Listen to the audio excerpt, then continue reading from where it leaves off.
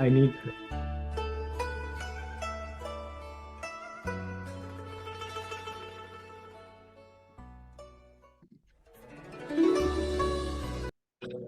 Hi, everybody.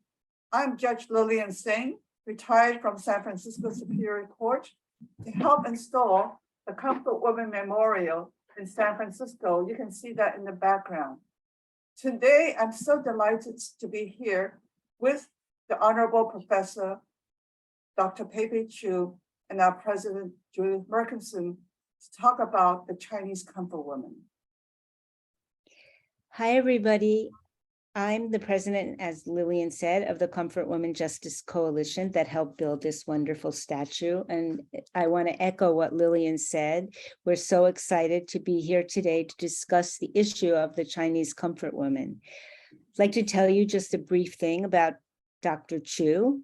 Pei-Pei Chu is the Louise Boyd Dale and Alfred Lichtenstein Chair Professor at Vassar College. She's a scholar of Japanese literature and Asian studies, and she's received many honors and grants and has been on many news shows.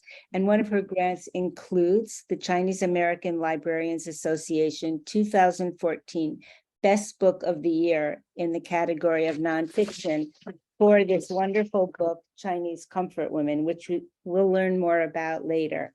We're so proud and honored to have her here today. Dr. Pei-Pei Chu, so few people know about the Comfort Women issue, but even less people know about the Chinese Comfort Women issue. Why is that so? You're right. Yeah, for a long time after the war, the survivors of the Japanese military sexual slavery in China were kept quiet because they were viewed as shameful, and in some cases even treated, as collaborators for the nation's enemy. This situation created an environment that prevented Chinese survivors from coming forward. On the other hand, information regarding the Chinese Comfort Woman became available in China in 1990s. When the Comfort Women redress movement in South Korea and Japan inspired nationwide investigation on Comfort Women issue in China. However, the findings of Chinese Comfort Women's experiences were published in China in Chinese language, which is not available to English-speaking readers. So outside world didn't know much about the Chinese Comfort Woman. Usually when people talk about the issue of the Comfort Women, and when we talk about the Comfort Women, we're talking about the hundreds of thousands of women and girls who were sexually enslaved by the Japanese Imperial Army during World War II. They put out the number of 200,000, saying that the majority, 180,000, were from Korea. And yet your research and the research of many others in China have shown that actually it's probably Chinese women who were the largest number of women who were sexually enslaved. Can you talk about that? The number of Comfort Women has been hotly debated, but evidence showed that Japanese troops abducted an extremely large number of Chinese women into the comfort stations. China was the major battlefield of the Imperial Japan's aggressive war, which lasted in China for more than 14 years. And during that process, many local women were victimized. Zhang Shuangbing, for example, who is a school teacher and a volunteer for Comfort Women research, he identified the first Comfort Woman in China in 1980s. He did an investigation in 4 prefectures in Shanxi province, and he found that in each of the Japanese military strongholds, the troops regularly kept 5 to 6 and sometimes over a dozen women as their sex slaves. And their detention usually lasted from 10 to 20 days, and sometimes 2 months, and occasionally over a year. So if each of the military stronghold regularly kept 5 to 6 women. And with the frequency of replacement for about 20 days, then in one military stronghold over a year, it will be about 100 Chinese women victimized. Chinese researchers also found that there was a huge number of military strongholds set up throughout China during the war. Hebei Provincial Academy researcher He Tianyi researched the Japanese military strongholds in southern Hebei area in China. And he reported that there was 1,103 strongholds in that area alone. So he suggests that only within the northern China, the comfort women enslaved in military strongholds will add up to about 100,000 to 200,000. The number is incredible. You know, Japan actually invaded Asia from 1931 to 1945. That's a long period of time, and it invaded many Asian countries. So how many other countries did Japan have comfort women stations? Right, the comfort station set up by the Japanese military in the extremely large area during the war, not only China, Japan, and Korea. You can see this is a map created by Women's Active Museum in Japan.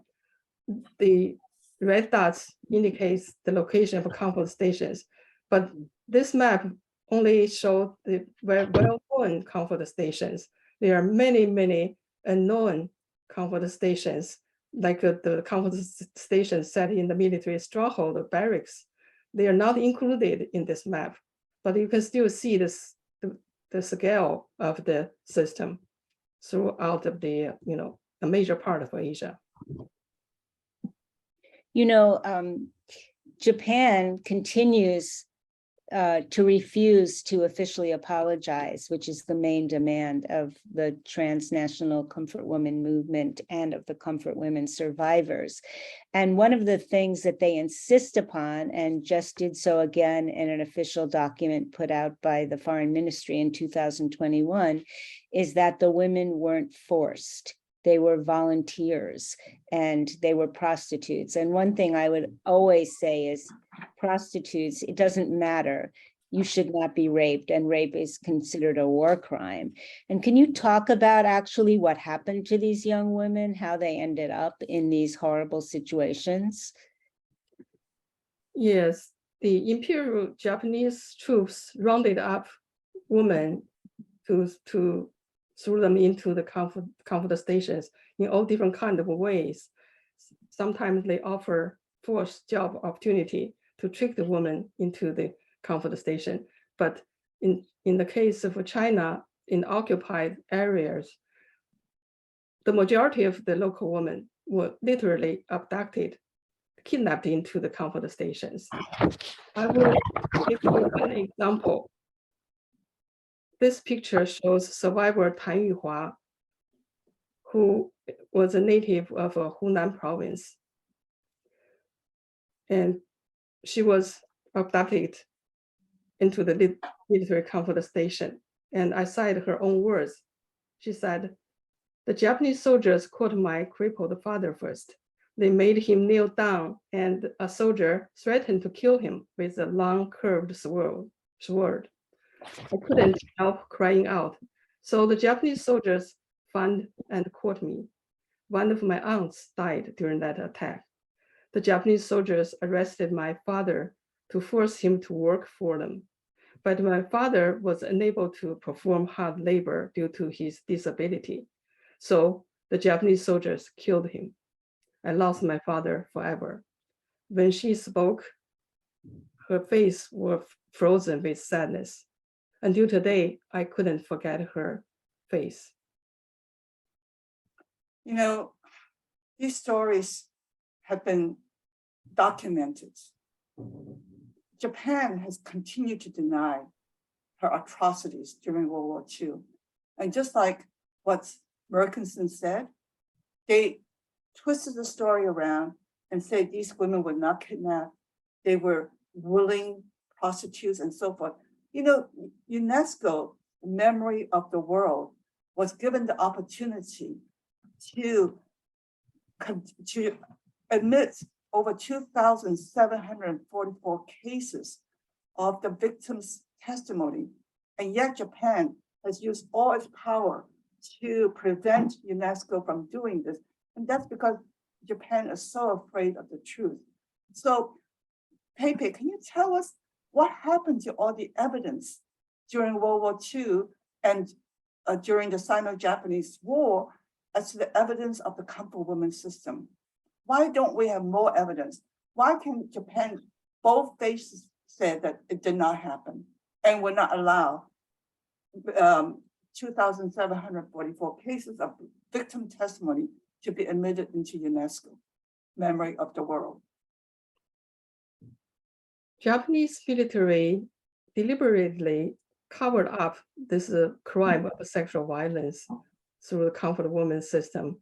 Even before the war ended, the Japanese military police documents unearthed in Jilin province, right now preserved in the Jilin Provincial Archive, shows that the Japanese military police censored any communication, letters from Japanese soldiers, any information regarding comfort woman or comfort station during the war.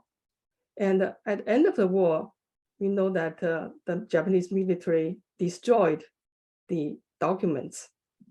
The unearthed documents of the military police actually was buried under the ground, but later after the war was discovered and preserved in the provincial archive right now. So the Japanese military also killed many comfort station victims at the end of the war to destroy the evidence.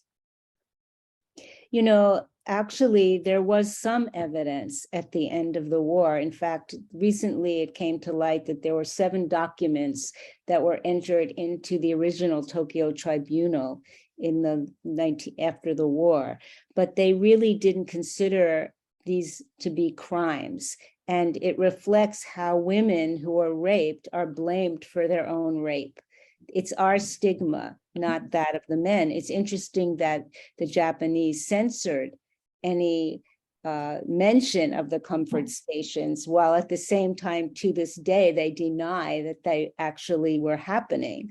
I think that's very, very telling in terms of how women how women are treated, and how their testimony is not considered to be evidence, and certainly wasn't at the time of the tribunal. However, in the past decade, testimony is now considered much more as primary evidence. And in fact, the United Nations and under international law, there's something called the right to the truth, where testimony is actually considered a very major part of evidence. And one other part of the evidence, I think, is the fact that there are still surviving comfort stations. Can you talk a little, I know you found some, can you talk a little bit more about that? Yes, the former military comfort station sites, they're definitely hard evidence. Actually, there are many of them in China. In Shanghai, for example, the big city, and researchers have identified about over 160 sites of the former military comfort stations. During the war, the Japanese troops literally set up comfort stations wherever they stationed. The big military units usually set up relatively formal comfort stations at the Shengshan military fortress at Sunwu Prefecture, Heilongjiang province, which is near the border between China and the former Soviet Union, now Russia. There were huge military fortress, about over 17,000 Japanese soldiers stationed there. So near this military fortress at Sunwu, they set up this formal comfort station. It's a 2-story building. So I visited the fortress and the comfort station and saw that now the site is well preserved as evidence for the military sexual slavery. It's your research into this area is so valuable for people to understand what happened to the comfort women and the comfort women stations. Your book, The Chinese Comfort Women, was a research that you wrote in a great deal of pain, and it took you about 7 years to write it. You know, I know how painful it is to internalize the victim stories when a researcher and writer writes about it. We all know what happened to Iris Chen after she wrote the book, Rape of China, The Rape of Nanjing. She internalized it and it was very, very painful for her, and she committed suicide. So Dr. Papinger, can you share with us what happened to you during this period when you wrote this book, The Chinese Comfort Woman? Yes, by training, I'm a specialist of Japanese literature. So the comfort woman issue is not my, my special field. However, I began to research the history of comfort woman in 2002 when wonderful Vassar students, Asian Studies major, wrote her senior thesis on the comfort woman redress movement in South Korea and Japan. So when working with her, I noticed that there were a lot of publications in English on Japanese and Korean comfort women.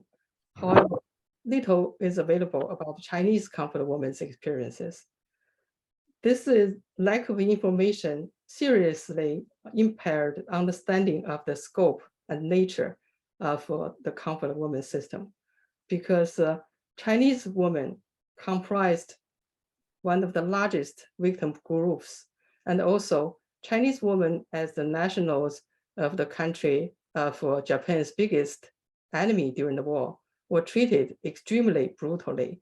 So their experiences darkest end of the spectrum of the military brutality.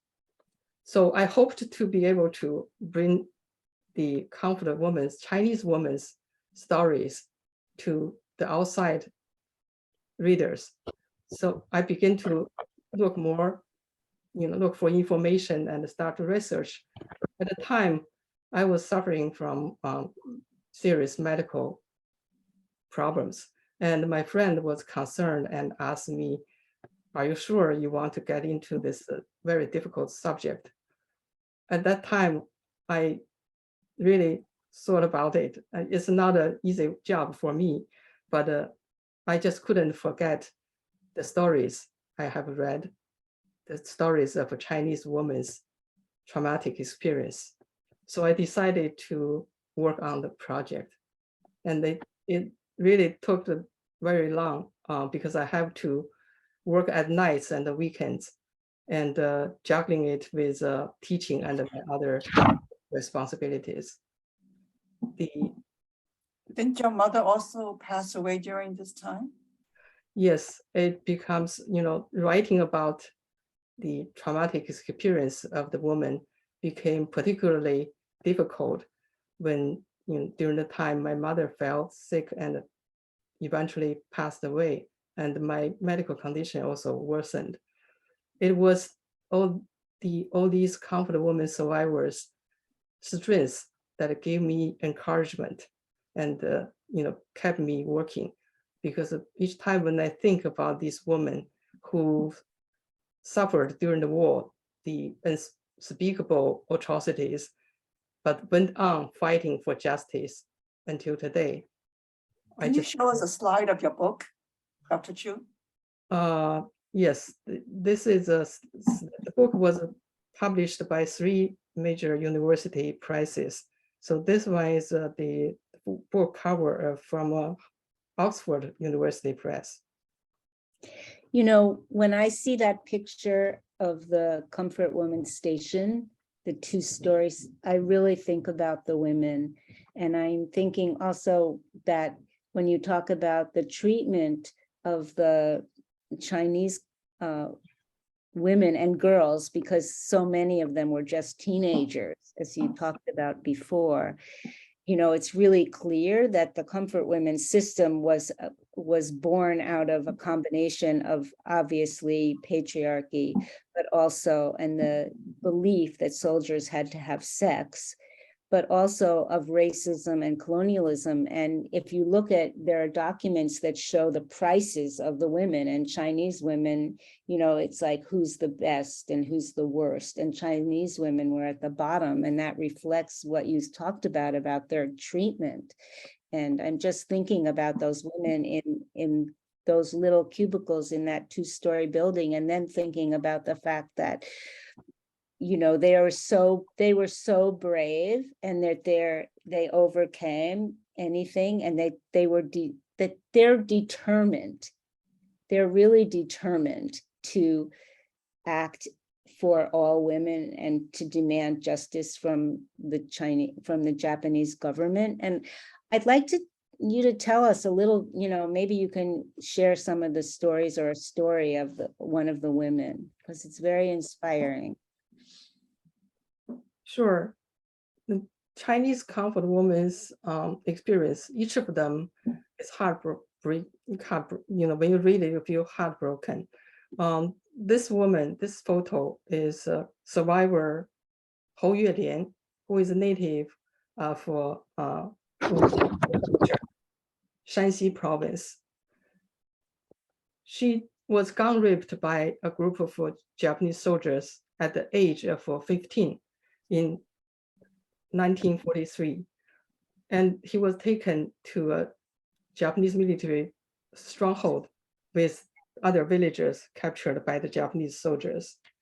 At the stronghold, the abducted women and girls were forced to watch the soldiers interrogate the captured villager men. So these villagers screamed and cursed the soldiers. Then the soldiers let out military dogs to maul the men to death. So these girls and women was so traumatized, and they all fell on the ground. After that, the Japanese troops locked the Hou Yuelian and other girls in a dirty room and raped them repeatedly. And the soldiers came to rape the women continually whenever there was no battle. Hou Yuelian soon became very sick and her lower body bleeding. The sexual abuse lasted for about a month until the soldiers abducted additional women from other villages as replacements. In order to get her out of the hell, Hou Yuelian's family paid a ransom to the occupation army. At that time, Hou Yuelian was already too sick to work, so the troops that her family took her home and collect the money. 2 months later, she was abducted again, and the nightmare repeated. So Hou Yuelian's case is not an isolated case. There's another woman. I can show you some pictures. This woman on Hainan Island, Chen Liancun, had a very similar experience of abduction and sexual violence by the soldiers. And Zhuo Tianmei also was abducted by the soldiers from Hainan Island. So there's many stories, traumatic experiences. Yeah, I think all of us need to know and should not forget. You know, the way they were treated, I'm surprised that they even survived. In terms of the death rate, isn't it true that the comfort women died proportionally even as much, if not greater, than the soldiers in the front line? you have any information to share with us about that? Unfortunately, there's no statistics of exactly how many conflict women died, but the estimated number of the conflict women indicates that large percentage of the women couldn't survive until after the war. I don't know how a woman can survive gang rape time and time and time over again, over 1 month period, my Right. gosh. So Pepe, tell me, how many Chinese conflict women are still alive today? Right now, there are only 16 known conflict women in China still alive. We expect there might be some women who still didn't want to speak out, but the identified confirmed survivors are 16 now. We can never forget this chapter of this awful history. You know, one of our comfort women, former comfort women, said, our worst fear is that our painful history during World War II will be forgotten. What can we do to make sure that this painful history will never be forgotten? Maybe Pepe can address that, and then we can conclude by having our president, and I will also conclude with that statement. Pepe, can you just make a statement, short statement about how we can do to preserve the history and never allow the world to forget that painful history? Yeah, right now the Japanese government continues to deny their responsibility of the war crime and denies what exactly happened about the conflict women. But what we can do now is to work hard to preserve the voices and the legacy of the conflict women and make their legacy available for history education for the future generations. Well, one way we're doing that is through this eternal, what we are calling eternal testimony. And maybe you could talk a little bit about that. Sure. Actually, this important project is initiated by the Conflict Women Justice Coalition in California. Both, but Dr. Pepe Chu is our director of this project. Right. So this is a project to preserve conflict women's testimony by using the new technology, the dimensions in testimony system developed by University of Southern California Xiao Foundation. This project is to record and display the testimony of survivor Peng Zhuying in the picture. And using this system will enable dialogues between the survivors of war atrocities and learners. It revolutionizes the concept of oral history. Each specially recorded interview allows the viewers to ask questions of the survivors about their life experiences and hear responses in real time and lifelike conversation. This project is an international project. We partnered with USC Xiao Foundation as well as the Nanjing Museum on the sites of Lijixiang conflict stations. And the beauty about this project is these testimony will be available to future generations these comfort women will probably be long gone, and their testimony will be available in the future to young people who want to learn about this painful history during World War II and the Sino-Japanese War. So it is really important way of preserving history. And Merrick, can you tell us what we can do to get justice for the comfort women, especially? Yeah, I mean, this like, I want to say that this eternal, what we're calling eternal testimony is really amazing because it's really artificial intelligence and using basically a hologram, but you have a conversation back and forth.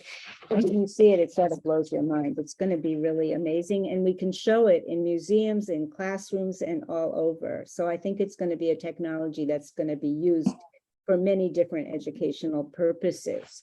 And I wanted to, we have to continue to demand justice from the Japanese government, and which continues to deny. And one woman said, Chen Yabien, I hope I'm pronouncing that, I want redress. I welcome all who come to interview me because I want to let people know my experiences. I demand an apology and compensation from the Japanese. And these are 2 of the 7 demands that the Comfort Women movement makes upon Japan. And they're 2 of 7 demands that are actually laid out as remedies under international law. And we need to continue to press the Japanese government to deliver these demands. And in order to do so, we need to grow our movement. We need to continue to defend any of the statues. The Japanese government becomes apoplectic about any statue. They become apoplectic about any mention of the Comfort Women. So we have to keep that alive as actors and activists. And we also need to tie our movement to the worldwide movement against femicide and gender violence. And I think if we do that, we really will achieve justice. I think it's just a logical step for people who really care about human rights, civil rights, and women's rights to join our movement and Absolutely. to continue with our struggle. And one of the events that's coming up, I want to share with everyone, is on September the 24th of this year at 1 o'clock at St. Mary's Square, where this Comfort Women Memorial is installed. Come and join us and celebrate our 5th anniversary and the 3rd anniversary of a similar Comfort Women Memorial that is in Seoul, Korea, which I have wearing in my t-shirt. So together, I hope we can get more people involved in promoting justice for the forgotten, and hopefully will never be forgotten, almost forgotten Comfort Women system that's really is one of the worst atrocities against humanity, against women in our recent history. So let's conclude by making a resolve that we will never allow this chapter to be forgotten, and we will continue to fight and struggle for justice. Thank you so much, Dr. Pei-Pei Chu, for sharing with us your important work and your research, and especially the Comfort Women women book that you have written. I hope everybody reads her book. If you want to know anything about Chinese Comfort Women, you need to read her book. That book is my Bible. I learned so much from you, Dr. Pei-Pei Chu. Thank you so much. All I can say is ditto. Absolutely. Thank you, Pei-Pei. The collaborative And Thanks, thanks, everybody. Shane, for doing the joint text. effort. It's a joint effort. Thank you. Thank you, everybody. Thank you for watching.